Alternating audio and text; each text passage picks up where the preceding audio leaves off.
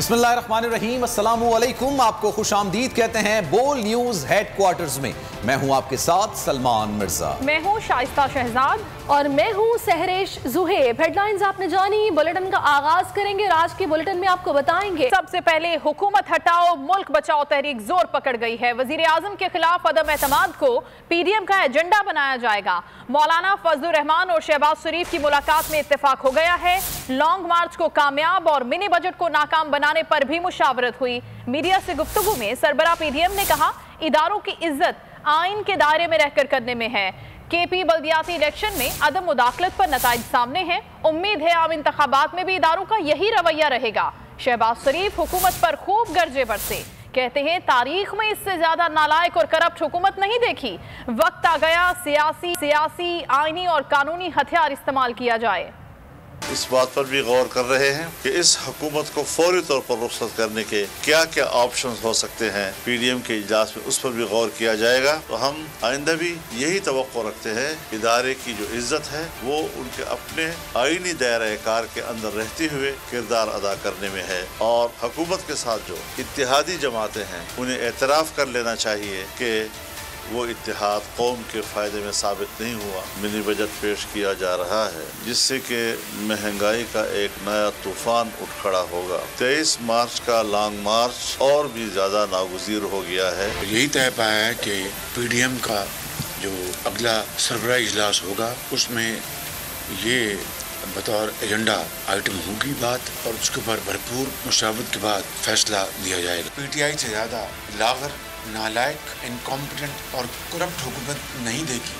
और ये वक्त आ गया है कि तमाम आईनी, कानूनी और सियासी जो हथियार हैं उसको इस्तेमाल किया जाए। हुकूमत नाकाम हो गई, मुल्क मुश्किलात में है। कौमी असेंबली में पीपल्स पार्टी तहरीक इंसाफ पर बरस पड़ी। बिलावल भुट्टो ने कहा कि सदी के बहरान का नाम इमरान खान है। आलमी इदारों के सामने गुलामी का बंदोबस्त कर लिया गया। बोले, खैबर पख्तूनख्वा के अवाम ने आपको थोड़ा ट्रेलर दिखाया है, लेकिन मनी बजट के बाद तो आप अवाम में ही जा नहीं सकेंगे।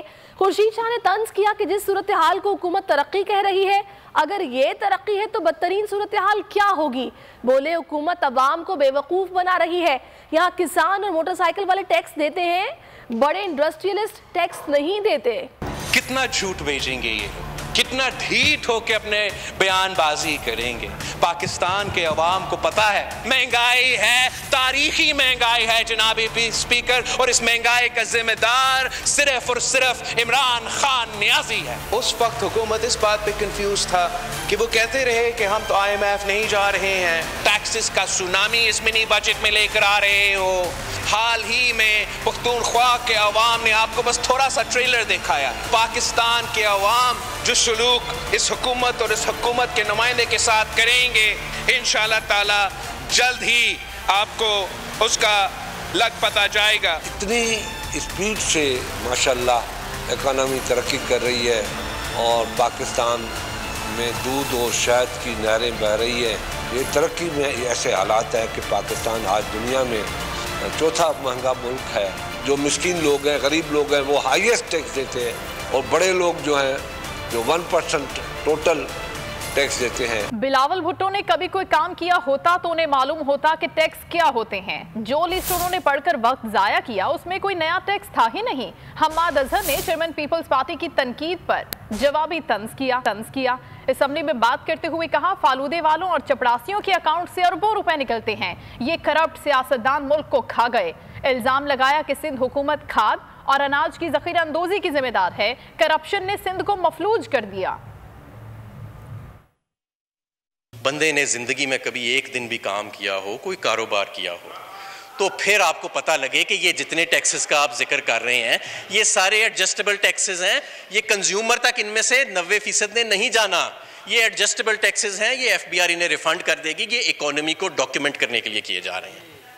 लेकिन उन्हें क्योंकि नहीं बताया गया तो उन्होंने आधा घंटा इस पार्लियामान का भी ज़ाया किया, आपका भी किया, मेरा भी किया। हमारे लीडर के चपरासियों के अकाउंट से 4-4 अरब रुपए नहीं निकल रहे।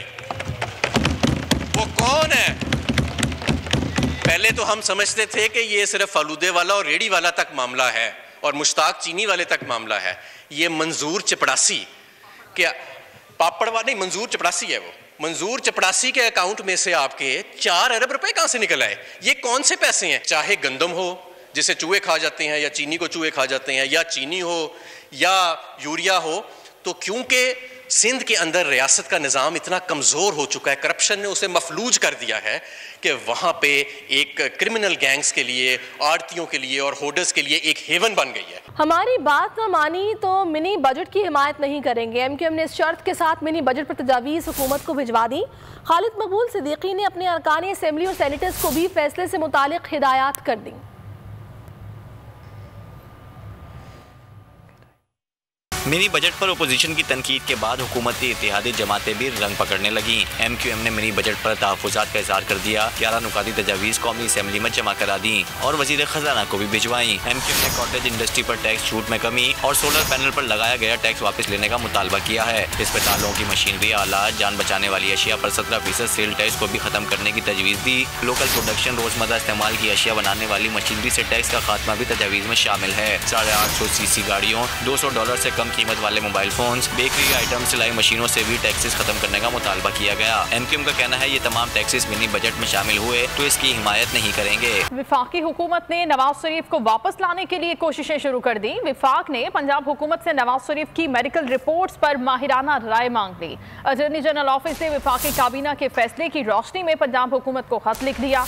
माहिरीन ने नवाज शरीफ की सेहत बेहतर करार दे दी तो उनके मौलिद से राब्ता किया जाएगा। नवाज शरीफ को लंदन से वापस लाने का मामला, वफाकी हुकूमत की कोशिशें तेज। वफाक ने पंजाब हुकूमत से नवाज शरीफ की मेडिकल रिपोर्ट्स पर माहिराना राय मांग ली। अटॉर्नी जनरल ऑफिस ने वफाकी काबीना के फैसले की रोशनी में पंजाब हुकूमत को खत लिख दिया। खत में लिखा है कि लाहौर हाई कोर्ट में जमा होने वाली रिपोर्ट्स पर मुताल्लिका माहिरीन से राय ली जाए। ज़राए के मुताबिक माहिरीन ने अगर नवाज शरीफ की सेहत बेहतर करार दी तो उनके मौलिद से रब्ता किया जाए। माहिरीन की राय मिलने पर नवाज शरीफ की वापसी से मुतालिक आइंदा लाहे अमल अपनाया जाएगा। शहबाज शरीफ की मनी लॉन्ड्रिंग का मुकदमा खारिज करने की दरख्वास्त समाअत के लिए मुकर्रर। Chief justice Lahore high court और जस्टिस तारिक सलीम शेख पर मुश्तमिल बेंच कल समाअत करेगा। दरख्वास्त में नैब और FIA को फरीक बनाया गया है। शहबाज शरीफ ने FIA की तहकीकात को गैर कानूनी करार देकर कलअदम करार देने की इस्तदा की है। दरख्वास्त ने मौक़िफ़ अपनाया है कि तहकीकाती इदारों को सियासी इंजीनियरिंग के लिए इस्तेमाल किया जा रहा है। हुकूमत मुखालिफिन को वफादारियाँ तब्दील करने के लिए दबाव डाल रही है। एक ही इल्ज़ाम पर 2 केसेस बनाना खिलाफ कानून है।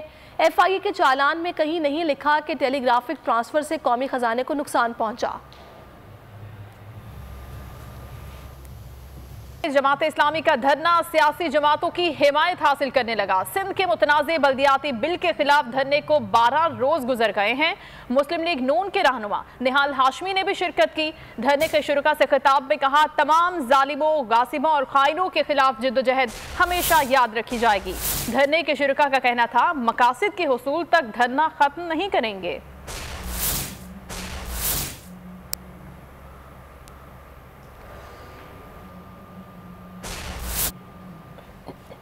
सिंध हुकूमत कराची पर कब्जा करना चाहती है। कराची की विरासत का दावा करने वाले पहले हिस्ट्री पढ़ लें। वज़ीर इत्तलात सिंध सईद गनी बरस पड़े, कहा मुशर्रफ और MKM जो करे ठीक, पीपल्स पार्टी करे तो गलत हो जाता है। जमात इस्लामी पूरी जिंदगी धरना दे। 2001 का एक्ट नहीं आ सकता जिस पर हाफिज नईमुर रहमान ने सूबाई वजीर सईद गनी को आड़े हाथों लिया। कहा, सईद गनी असल इशू पर बात करें। माजी में सईद गनी डिस्ट्रिक्ट सेंट्रल में अपना झंडा तक नहीं लगा सकते थे। कराची पर कब्जा करने का शौक उन्हीं लोगों को है। कराची का अपने आप को चैंपियन कहते हैं ना कि जी हम दावेदार हैं, हम वारिस हैं, भाई ठीक है, लेकिन आपको तारीख का पता होना चाहिए।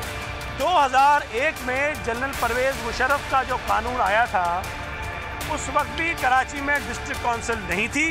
मुशर्रफ करता है, MKM जीतती है तो वो ठीक है, लेकिन पीपल्स पार्टी अगर कर लेती है तो बुरी बात है। वो चाहते हैं कि हम उनसे नॉन इश्यूज में उलझ जाएं और इधर उधर की बात करें और इस पर बात ना करें। बहुत सारे इस कवानीन के बनाने में उन्हीं का अमल दखल है। उन्हीं को शौक है कि कराची की तमाम चीज़ों पर वो कब्जा करें। मैं चाहता हूँ कि इश्यूज़ के ऊपर बात करो। ये बताओ कि क्या KDA को महकमे मातहत होना चाहिए कि नहीं होना चाहिए, इस पर वो बात नहीं करेंगे आपसे।